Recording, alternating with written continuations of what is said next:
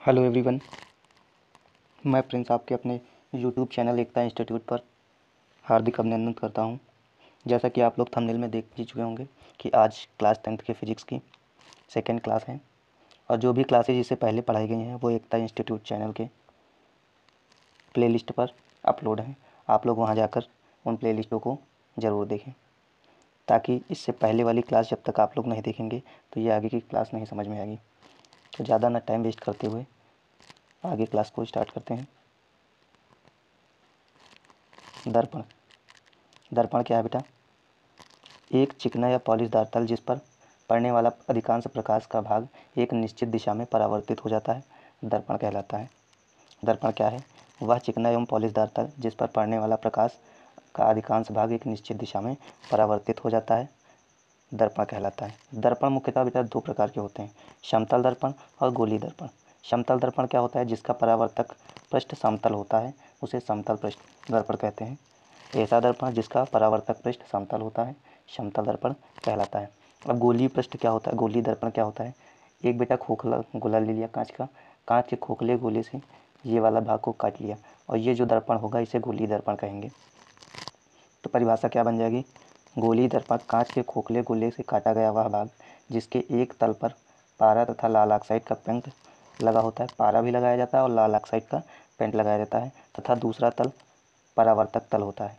दूसरा तल परावर्तक तल होता है। बेटा ये गोलीय दर्पण है और गोलीय दर्पण को जब बाहर निकाल लेते हैं तो इसमें एक भाग पर तो लाल ऑक्साइड तथा पारा लगा देते हैं और दूसरा जो अपोजिट वाला पार्ट होता है उसे परावर्तक पृष्ठ कहते हैं या परावर्तक तल कहते हैं।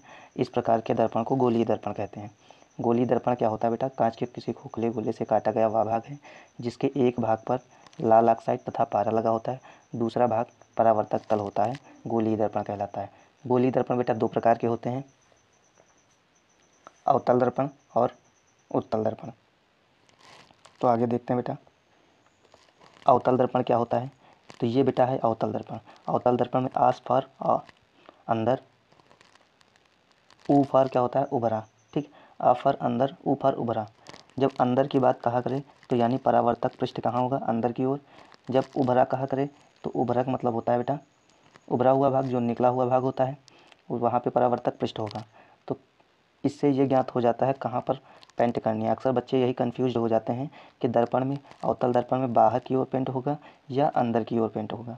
तो ये समझ लें, जैसे कि कह दे अवतल दर्पण तो इसका मतलब है परावर्तक पृष्ठ उसके अंदर की ओर होगा, यानी अंदर के अलावा एक अदर पृष्ठ बचा जिसको बाहरी पृष्ठ बोलते हैं, उस पर पेंट हो जाएगा। उत्तल दर्पण बोलेगा तो बेटा उत्तल दर्पण में उभरा भाग परावर्तक पृष्ठ हो जाएगा और जो दबा हुआ भाग है उस पर पॉलिश हो जाएगी यानी पेंट हो जाएगा। तो देखते हैं डिफिनीशन क्या है। अवतल दर्पण वह गोलीय दर्पण है जिसमें उभरा तल पर कलाई लगी होती है तथा परावर्तक दबे हुए तल से होता है, उसे अवतल दर्पण कहते हैं। इसी प्रकार उत्तल दर्पण की क्या परिभाषा है? उत्तल दर्पण वह दर्पण है जिसमें दबे हुए तल पर कलाई लगी होती है, बेटा ये देखो, तथा बाहरी तथा परावर्तन बाहरी उभरी सतह से होता है। ये देखो बेटा उभरी सतह है, उभरी सतह से होता है, उत्तल दर्पण कहलाता है। तो इस प्रकार अवतल दर्पण और उत्तल दर्पण भी हो गया। और सबसे ज़्यादा पूछा जाने वाला प्रश्न कहाँ से आता है? समतल दर्पण के गुण से, क्योंकि ये जो कोविड-19 में सिलेबस आया था उसमें 30% का जो कोर्स था उसमें हट गया था, लेकिन बुकों और अवतारों में एक स्पष्ट बात लिख दी गई है, समतल दर्पण को पाठ्यक्रम में नहीं रखा गया है, लेकिन इससे प्रश्न अवश्य पूछे जाते हैं। तो सबसे ज़रूरी बात यह है कि इसको याद कर लें, आप लोग इसको प्रिपेयर करें, ताकि ये पेपर में एक ना एक बहुविकल्पी में पूछा जाता है। और समतल दर्पण के प्रतिबिंब से के गुण से 2020 में, 20 में नहीं बेटा 21 में एक क्वेश्चन पूछा गया था, समतल दर्पण की फोकस दूरी कितनी होती है? तो बेटा अनंत होती है। और वक्रता त्रिज्या कितनी होती है? वो भी अनंत होती है। ये क्वेश्चन पूछा गया था, तो इसलिए आप लोग समतल दर्पण के गुणों को बहुत ज़्यादा इंपॉर्टेंट मानकर लर्न कर लें। जो ज़्यादा इंपॉर्टेंट होगा उसमें ट्रिपल स्टार मैं बता दूंगा और जो कम इंपॉर्टेंट होगा उसमें 1 स्टार।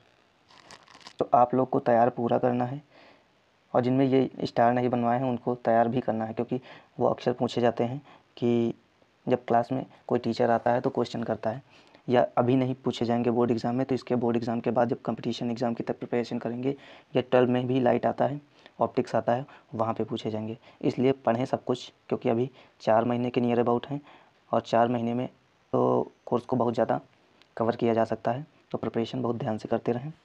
तो ध्यान देते हैं बेटा, समतल दर्पण से बना प्रतिबिंब आभासी सीधा होता है। बेटा एक शब्द आभासी आता है, तो आभासी क्या होता है? ये समतल दर्पण है, इसके सामने अगर कोई व्यक्ति खड़ा होता है तो उसमें जितनी दूरी पर वस्तु रखी होती है उतनी ही दूरी पर दर्पण पर प्रतीत होती है।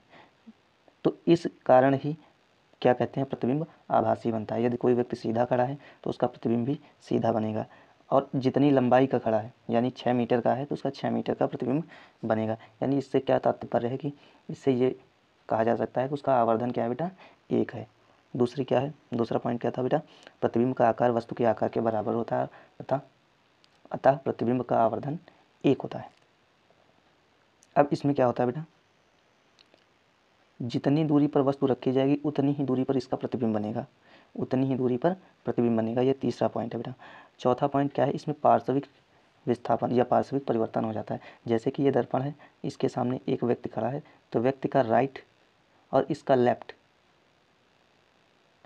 और व्यक्ति का लेफ्ट और दर्पण में जो दिखाई देगा राइट, यानी दोनों में अपोजिट दिखाई देते हैं, और इस परिवर्तन को ही पार्श्विक परिवर्तन कहा जाता है। तो फोर्थ यही है कि प्रतिबिंब पार्श्विक परिवर्तन का बनता है। और फिफ्थ जो पॉइंट है इसमें लिखा गया है, यदि किसी वस्तु का पूरा प्रतिबिंब प्राप्त करना है तो दर्पण कितनी लंबाई का होना चाहिए।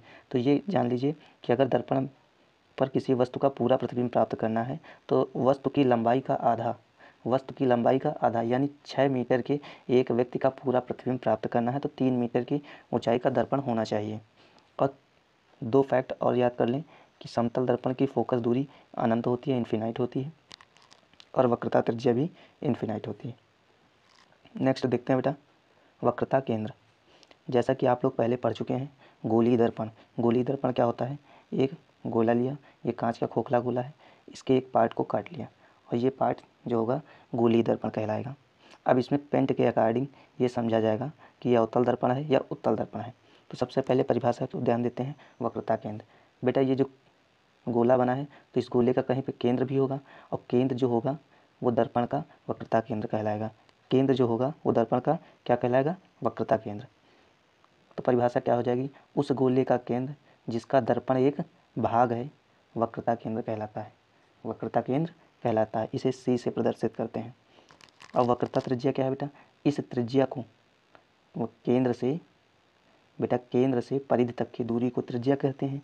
और जब गोली दर्पण की बात आ जाए तो यही त्रिज्या क्या हो जाती है, वक्रता त्रिज्या। तो परिभाषा क्या हो जाएगी, उस गोले की त्रिज्या जिसका दर्पण एक भाग है वक्रता त्रिज्या कहलाती है। इसे कैपिटल आर से प्रदर्शित करते हैं। अब बेटा क्या होता है, ये दर्पण है बेटा, दर्पण के बिल्कुल मध्य बिंदु को ध्रुव कहते हैं। इसे पी से प्रदर्शित करते हैं। दर्पण के परावर्तक तल, यानी इस तरफ तो पेंट होगी दर्पण में और ये वाला तल परावर्तक तल होगा, इस परावर्तक तल के मध्य बिंदु को ही दर्पण का ध्रुव कहते हैं। अब इससे पहले आप लोगों ने पढ़ा वक्रता केंद्र, उसको सी से प्रदर्शित करते हैं। तो वक्रता केंद्र सी और पी को, वक्रता केंद्र सी और ध्रुव पी को मिलाने वाली रेखा को मुख्य अक्ष कहा जाता है। क्या कहा जाता है बेटा, मुख्य अक्ष। दर्पण के ध्रुव तथा वक्रता केंद्र को मिलाने वाली रेखा को दर्पण का मुख्य अक्ष कहा जाता है। इसे सी पी से प्रदर्शित करते हैं बेटा, सी पी से प्रदर्शित करते हैं। आगे देखते हैं फिफ्थ, दर्पण का द्वारक क्या होता है बेटा। इस प्रकार से अवतल दर्पण बना है बेटा, बार बार मैं अवतल दर्पण को लेकर समझा रहा हूँ ताकि आप लोगों को समझ में आ जाए। तो ये पोर्शन होता है, इसको बोलते हैं दर्पण का परावर्तक पृष्ठ, बोलते हैं दर्पण का परावर्तक पृष्ठ। और इसकी लंबाई को ही बेटा कहेंगे, ये जो लंबाई है इसकी, इसी की लंबाई को ही क्या कहेंगे, दर्पण का द्वारक। इसको M1 व M2 से प्रदर्शित करते हैं, M1 व M2 से प्रदर्शित करते हैं। बेटा दूसरी क्या परिभाषा है, ये बेटा यहाँ पे ध्रुव हो गया, यहाँ पे वक्रता केंद्र। बेटा क्या है, ये मुख्य अक्ष है, तो दर्पण के मुख्य अक्ष के समांतर, दर्पण के मुख्य अक्ष के समांतर चलने वाली प्रकाश किरण परावर्तन के पश्चात जिस बिंदु पर मिलती हैं, परावर्तन के पश्चात जिस बिंदु पर मिलती हैं उस बिंदु को मुख्य फोकस कहते हैं। जिस बिंदु पर मिलती हैं या मिलती हुई प्रतीत होती हैं। जब उत्तल दर्पण लेंगे तो उसमें मिलती हुई प्रतीत होंगी, जब अवतल दर्पण लेंगे तो उसमें वास्तव में मिलेंगी। तो इसकी परिभाषा क्या हो जाएगी, मुख्य अक्ष के समांतर चलने वाली प्रकाश किरण परावर्तन के पश्चात जिस बिंदु पर मिलती हैं या मिलती हुई प्रतीत होती हैं उस बिंदु को दर्पण का मुख्य फोकस कहते हैं। इसे कैपिटल F से प्रदर्शित करते हैं। और बेटा क्या होगा, मुख्य फोकस से दर्पण के ध्रुव तक, मुख्य फोकस से दर्पण के ध्रुव तक के बीच की दूरी को फोकस दूरी कहते हैं। फोकस दूरी कहते हैं। दर्पण के ध्रुव से मुख्य फोकस तक की दूरी को फोकस दूरी कहते हैं। दर्पण के ध्रुव से मुख्य फोकस तक की दूरी को फोकस दूरी कहते हैं। इसे स्मॉल f से प्रदर्शित करते हैं। फोकस तल, वह तल जो मुख्य अक्ष में से होकर, बेटा देखो ये जो ये है ये मुख्य फोकस है, इससे होकर गुजरने वाला मुख्य अक्ष के लंबवत तल को ही क्या कहेंगे, मुख्य फोकस कहेंगे, या फोकस तल कहेंगे। वह तल जो मुख्य फोकस में से होकर जाता है तथा मुख्य अक्ष के लंबवत होता है उसे फोकस तल कहते हैं। अब बेटा जो नेक्स्ट क्लास है उसमें डिस्कस करेंगे और एक इम्पॉर्टेंट ट्रिक के साथ डिस्कस करेंगे कि अवतल दर्पण द्वारा प्रतिबिंब किस प्रकार व कैसे बनता है। अवतल दर्पण द्वारा प्रतिबिंब किस प्रकार व कैसे बनता है। तो कल की वीडियो में यानी कल की क्लास में आप मिस ना करें, कंटिन्यू जुड़े रहें और चैनल को सब्सक्राइब करें ताकि आप तक नोटिफिकेशन पहुंचता रहे। Thank you.